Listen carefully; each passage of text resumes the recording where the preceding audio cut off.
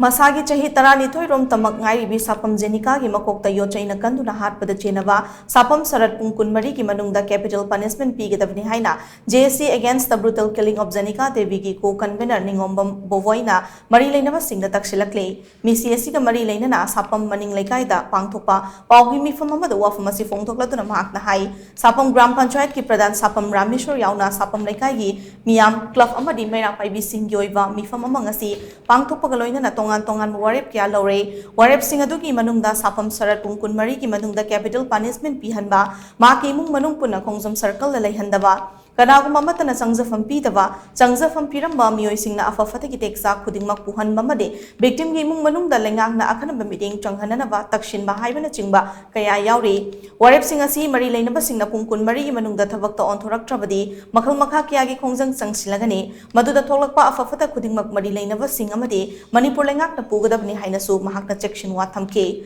nakalamoram da misi asi Thawal district ki apun Maheiroi loop sing na su akan momong da kandam torak pagaloina na GSC na changshilakpa khongjang singda Maheiroi kunai na pangba ya mating khudingmak pangani hari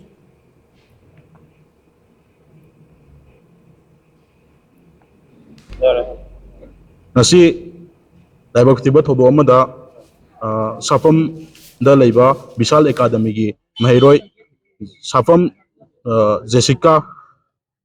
Devi haiba Maheiroi asi class 6 khatang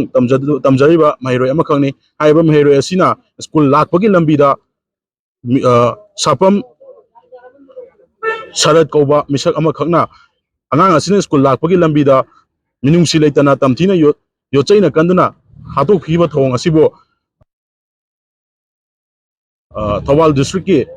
apunba Maheiroi kunai gi makai dagi yaningdaba amadi nungaitaba pendaba adu fongdokchari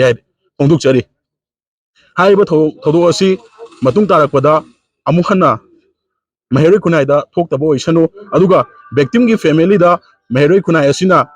awabada saruk yazari loinana JSC na lawrakpa step khudimakta JSC gi damakta amadi victim family gi damakta Maheiroi kunai asina mateng pangjagani haibadu miyamda thamjari